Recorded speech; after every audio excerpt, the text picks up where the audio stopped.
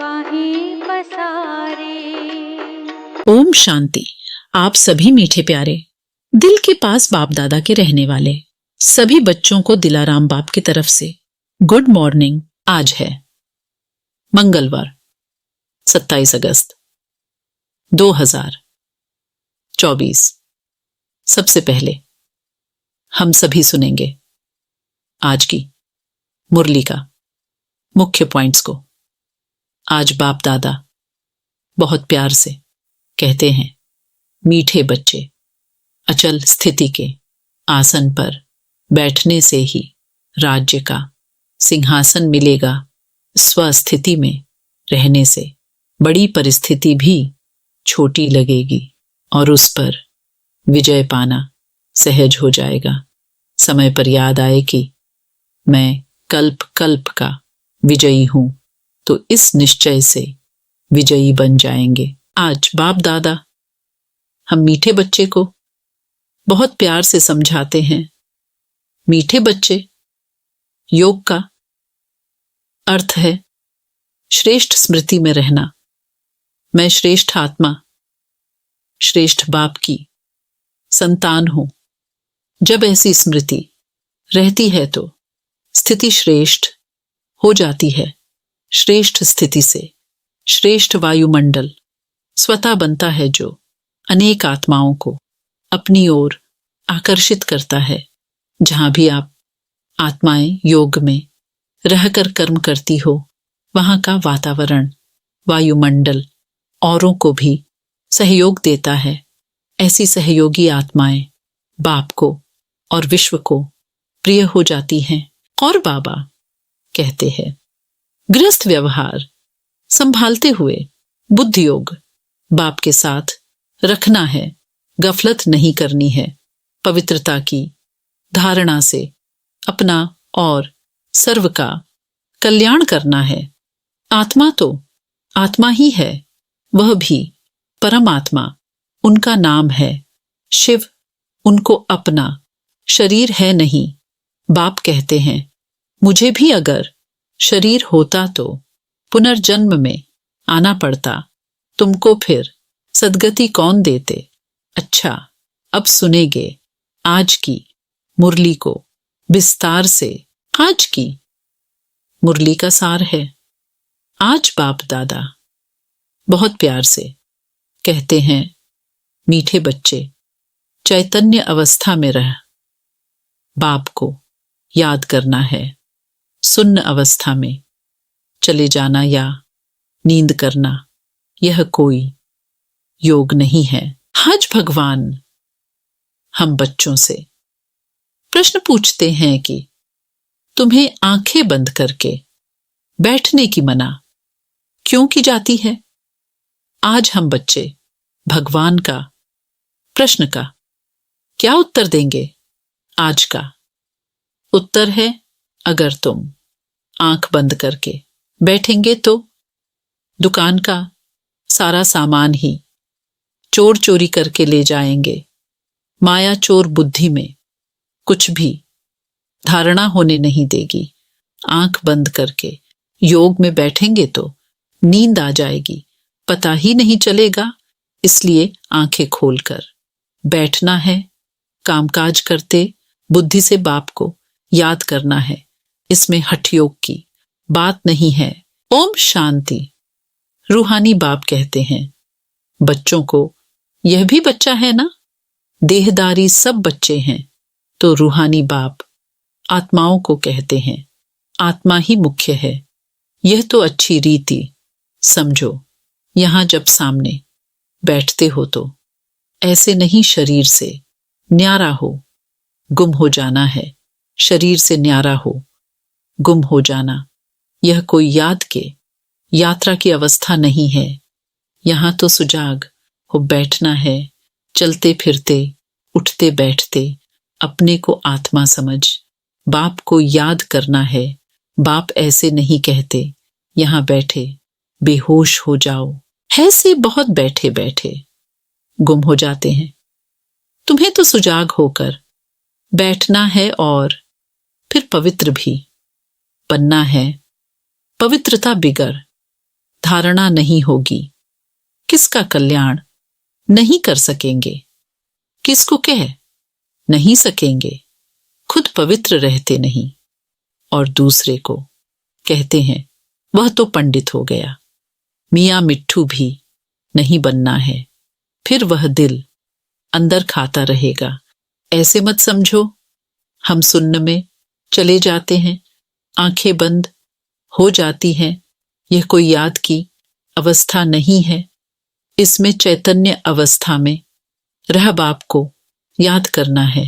नींद करना कोई याद करना नहीं है। बच्चों को कई पॉइंट समझाई जाती हैं, शास्त्रों में दिखाया गया है। 7वीं भूमिका में चले जाते हैं, उनको दुनिया का पता नहीं पड़ता है। तुमको तो दुनिया का पता है ना, यह छी दुनिया है। बाप को कोई जानते नहीं है। अगर बाप को जानते तो सृष्टि चक्र को भी जान जाएं। बाप बतलाते हैं यह चक्र कैसे फिरता है, मनुष्य पुनर्जन्म कैसे लेते हैं।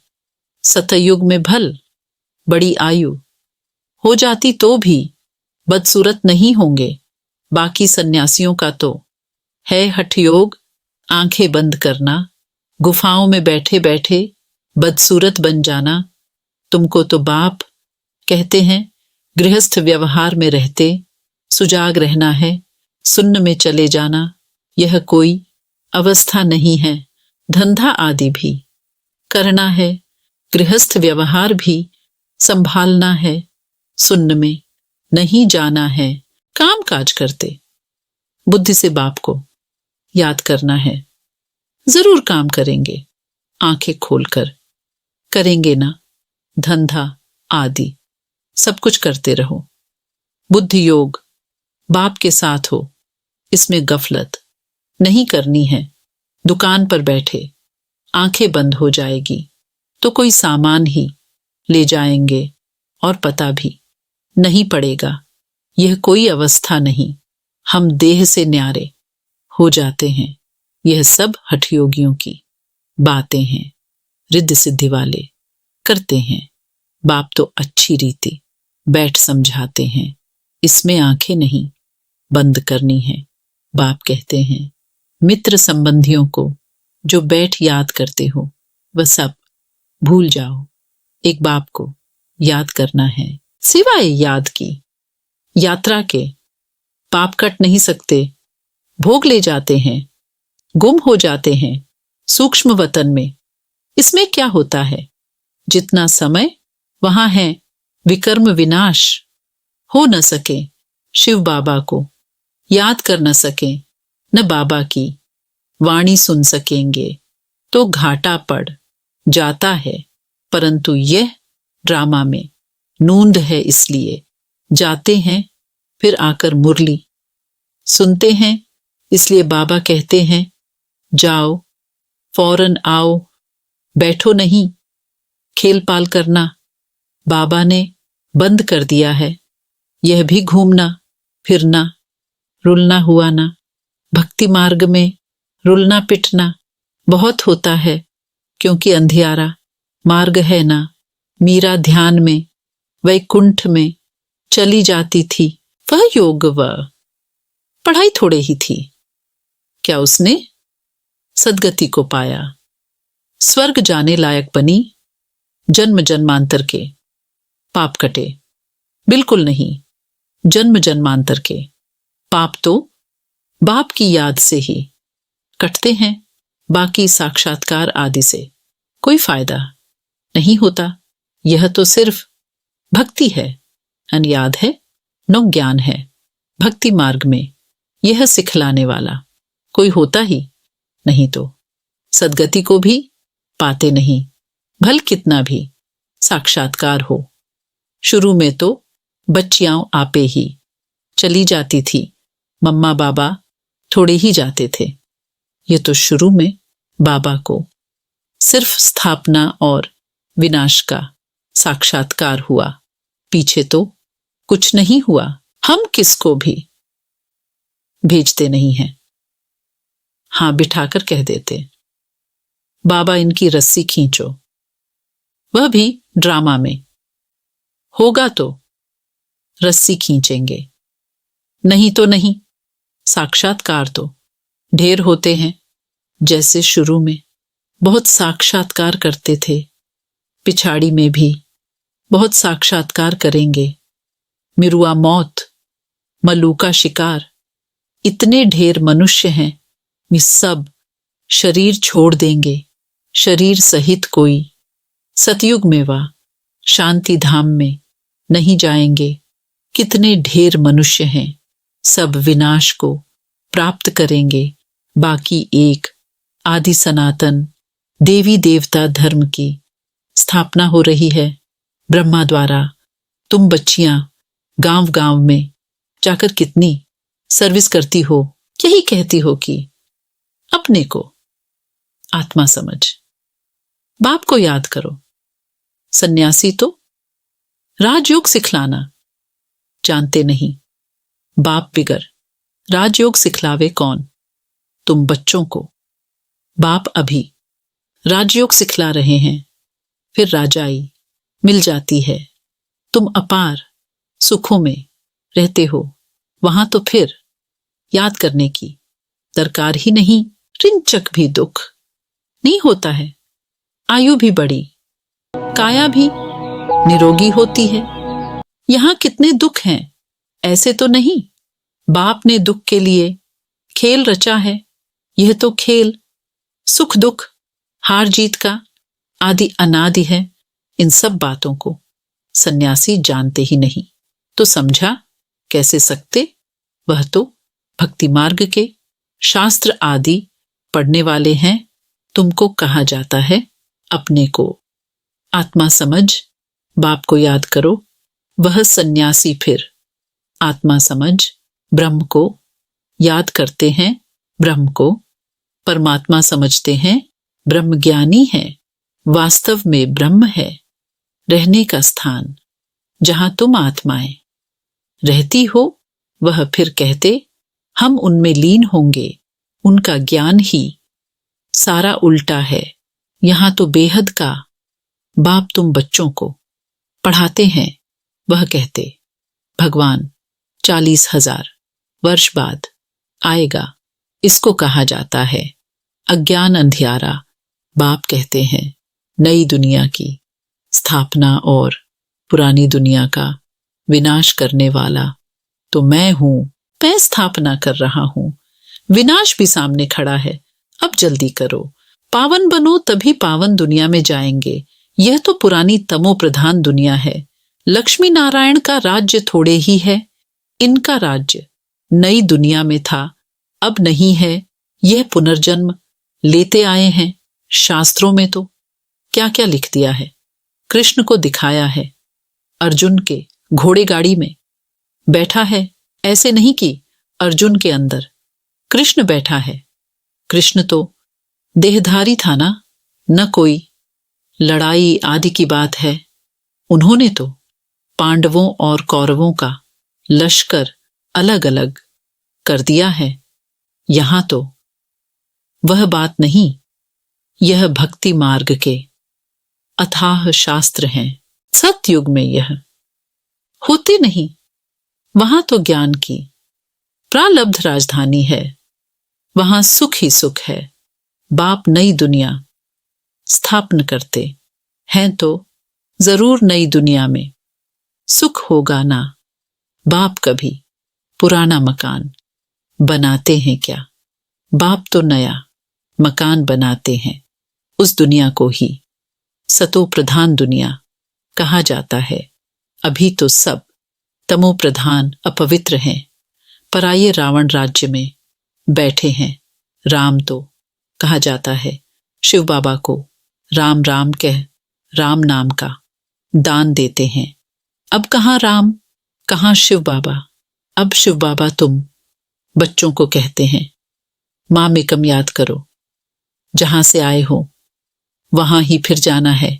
जब तक बाप को याद कर पवित्र नहीं बनेंगे तो वापस भी जा नहीं सकेंगे।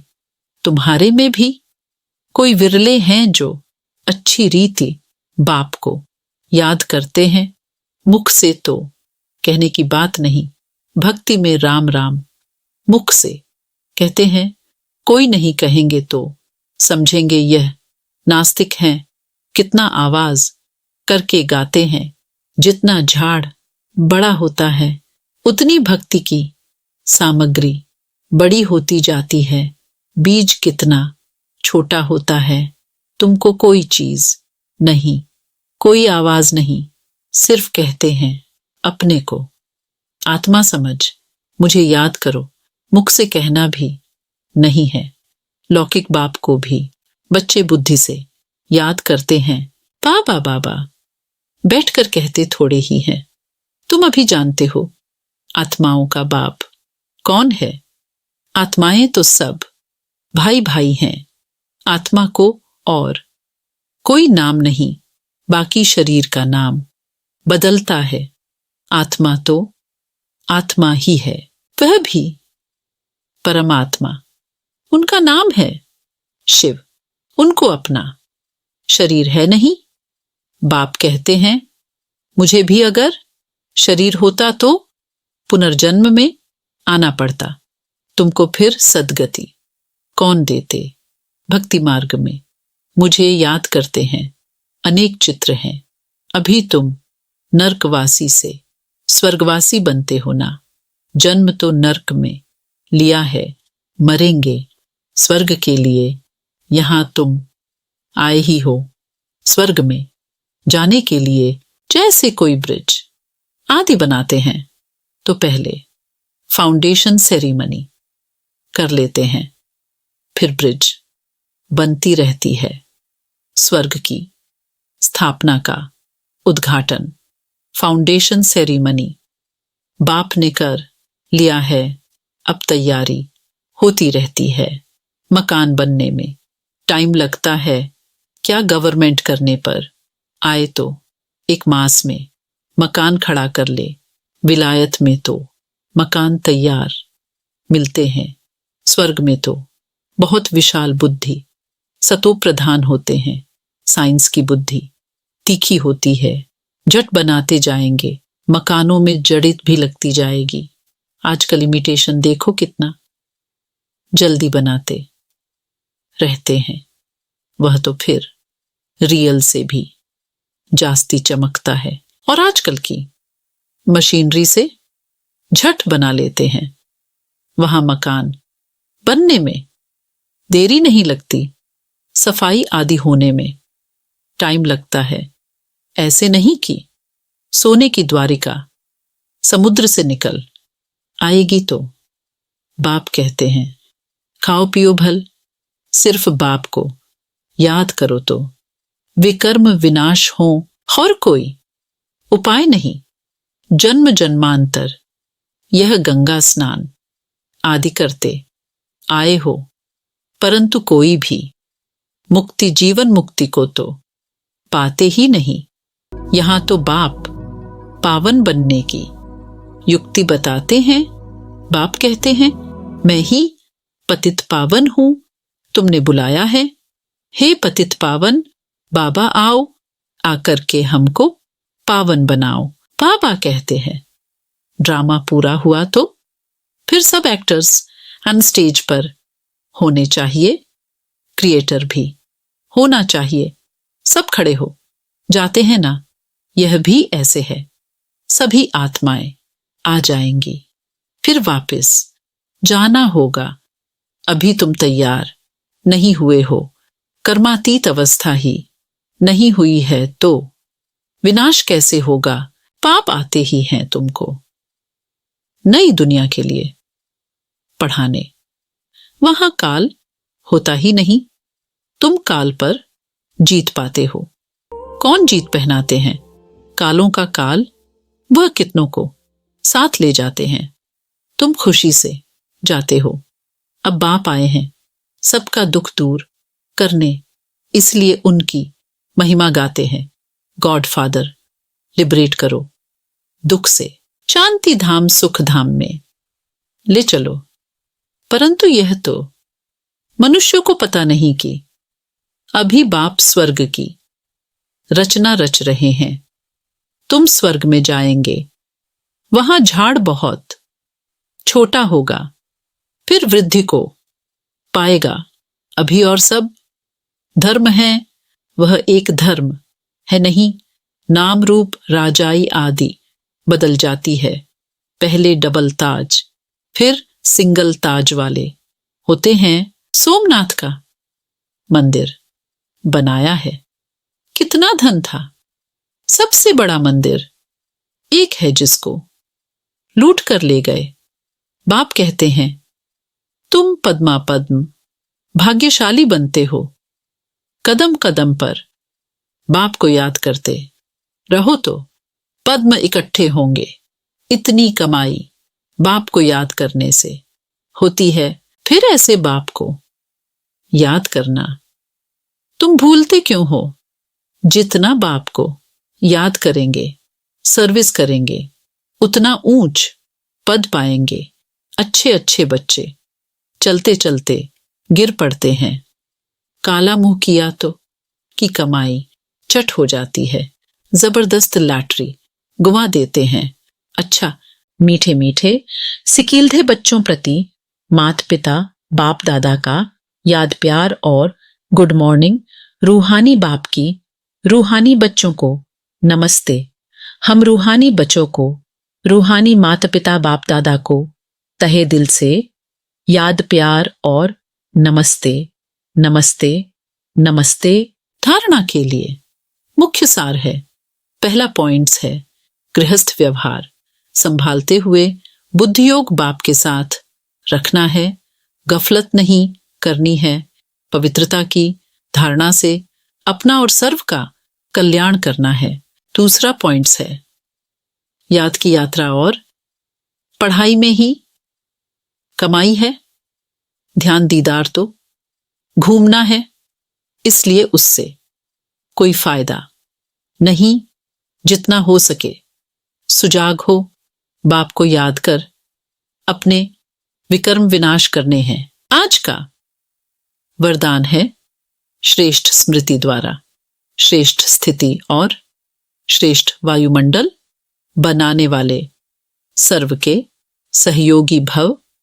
आज का वरदान है श्रेष्ठ स्मृति द्वारा श्रेष्ठ स्थिति और श्रेष्ठ वायुमंडल बनाने वाले सर्व के सहयोगी भव। श्रेष्ठ स्मृति में रहना। मैं श्रेष्ठ आत्मा श्रेष्ठ बाप की संतान हूं। जब ऐसी स्मृति रहती है तो स्थिति श्रेष्ठ हो जाती है। श्रेष्ठ स्थिति से श्रेष्ठ वायुमंडल स्वतः बनता है, जो अनेक आत्माओं को अपनी ओर आकर्षित करता है। जहां भी आप आत्माएं योग में रहकर कर्म करती हो, वहां का वातावरण वायुमंडल औरों को भी सहयोग देता है।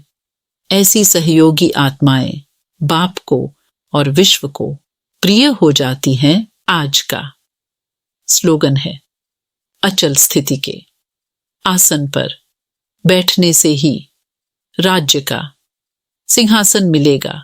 आज का स्लोगन है अचल स्थिति के आसन पर बैठने से ही राज्य का सिंहासन मिलेगा। क्योंकि स्वस्थिति में रहने से बड़ी परिस्थिति भी छोटी लगेगी और उस पर विजय पाना सहज हो जाएगा। समय पर याद आए कि मैं कल्प कल्प का विजयी हूं, तो इस निश्चय से विजयी बन जाएंगे। अच्छा, ओम शांति। आप सभी गॉडली स्टूडेंट्स को तहे दिल से बहुत बहुत थैंक्स। भगवान हमेशा आपके साथ हैं।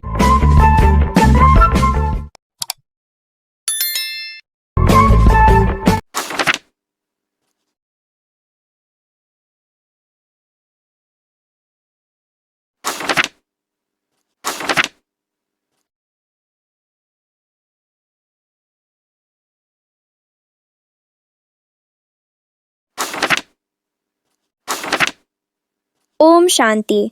मैं शांत स्वरूप आत्मा हूँ व मेरा स्वधर्म शांति है।